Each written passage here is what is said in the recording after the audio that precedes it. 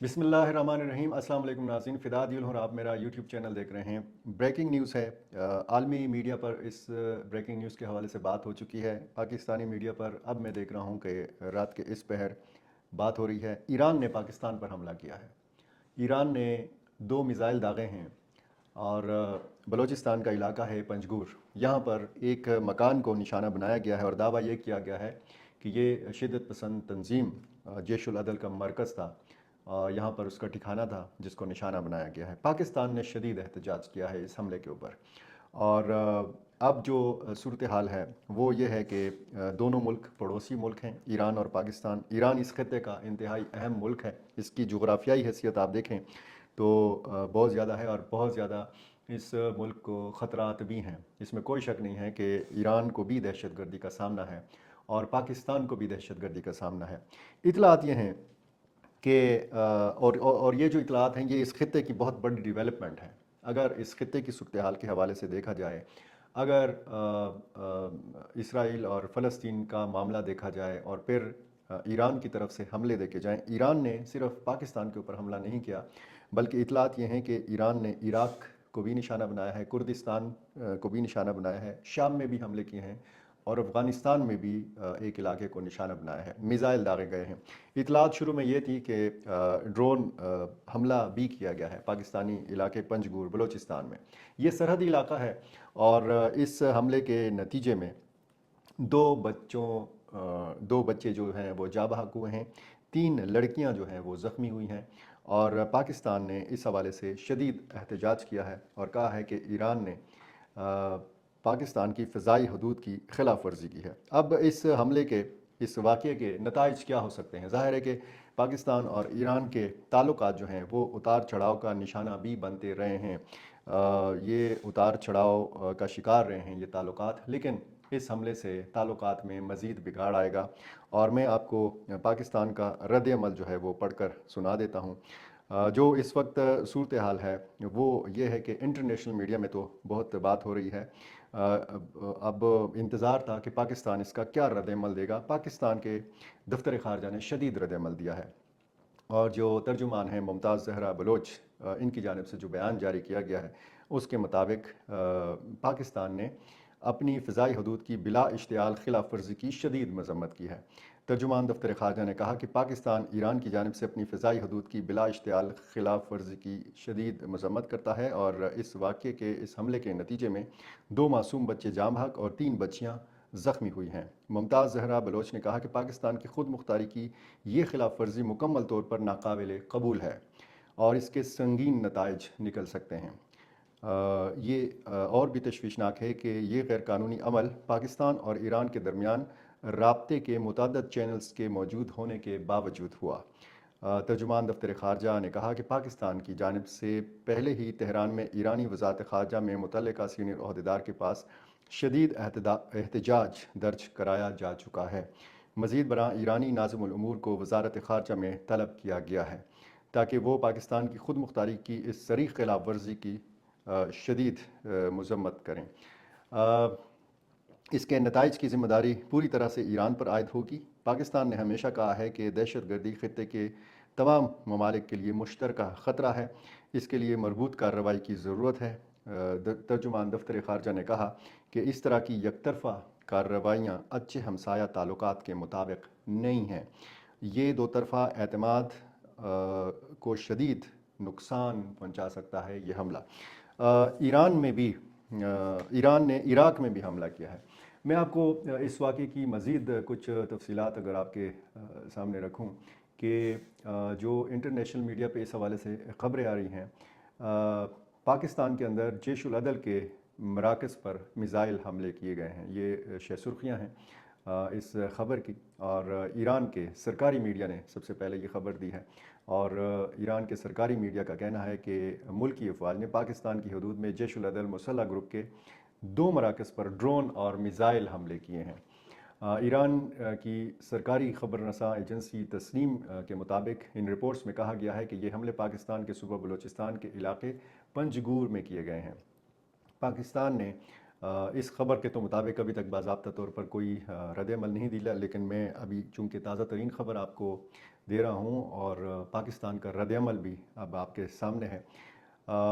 یہ جو ہے بعض غیر مصدقہ اطلاعات کے مطابق یہ بھی کہا گیا ہے کہ اس علاقے میں جو ہے ہیلی کاپٹر اور طیارے بھی دیکھے گئے ہیں، یعنی کوئی رد عمل بھی اس حملے کے بعد دیکھا گیا ہے پاکستان کی جانب سے۔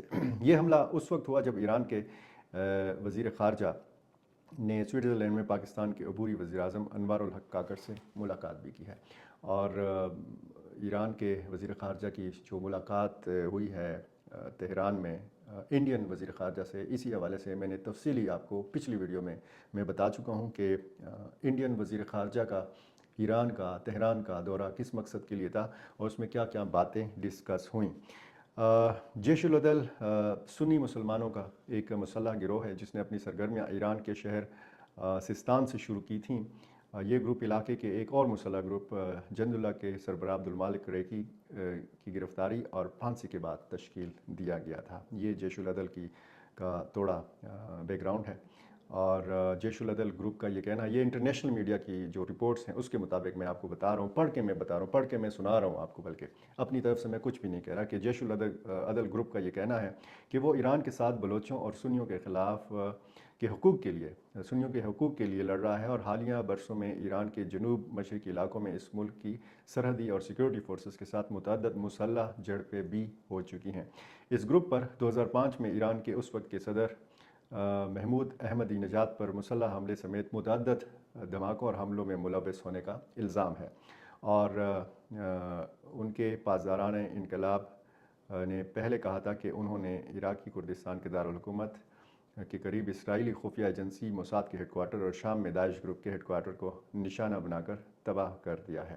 یہ پاسداران انقلاب کا کہنا ہے کہ انہوں نے یہاں پر بھی حملے کیے ہیں۔ یہ پاکستان پر ہونے والا جو حملہ ہے اس کی تفصیل اور پاکستان کا رد عمل، اور دوسرا جو میں نے آپ کو بتایا کہ عراق پر بھی حملے کیے ہیں ایران نے۔ ایران کا کہنا ہے کہ اس نے عراق میں ایک اسرائیلی انٹیلیجنس مرکز کو نشانہ بنایا، تاہم عراقی حکام اور ان نے اس دعوے کی تردید کی ہے۔ یہ بھی کہا گیا ہے کہ اس حملے میں ایک مشہور کرد عراقی تاجر جو ہے اس کی ہلاکت کی تصدیق ہوئی ہے۔ عراق پر حملہ، پھر یہ بھی کہا گیا ہے، رپورٹس یہ ہیں کہ افغانستان میں بھی ایک جگہ کو نشانہ بنایا گیا ہے، اور اس چیز پر رد عمل بھی آنا شروع ہوا ہے۔ پاکستان میں فرقہ وارانہ جو فسادات ہیں اس کی ایک لمبی تاریخ ہے، اور جو صورتحال اس وقت ہے، اللہ نہ کرے کہ بہت زیادہ بگڑے مسائل۔ اب کل کا دن جو ہے وہ انتہائی اہمیت کا حامل دن ہے، جب ایرانی سفارت خانے کے ذمہ داران کو بلایا جائے گا دفتر خارجہ، اور مزید احتجاج کیا جائے گا۔ اور یہ جو بات کی گئی ہے کہ بات چیت کے متعدد چینل جو ہیں وہ موجود ہیں، اس کے باوجود کس طریقے سے پاکستان کو اعتماد میں لیے بغیر اس قسم کا بڑا حملہ کیا جا سکتا ہے۔ اب ایران جو ہے وہ اپنا اثر رسوخ بڑھا رہا ہے، ایران پر آلریڈی امریکی پابندیاں بھی ہیں، اور جو چابہار معاہدہ کیا ہے انڈیا کے ساتھ ایران نے، اس میں ظاہر ہے کہ افغانستان کو بھی دعوت دی گئی ہے۔ افغانستان نے ایک متبادل آپشن کے طور پر چابہار بندرگاہ کی طرف دیکھنا بھی شروع کیا ہے۔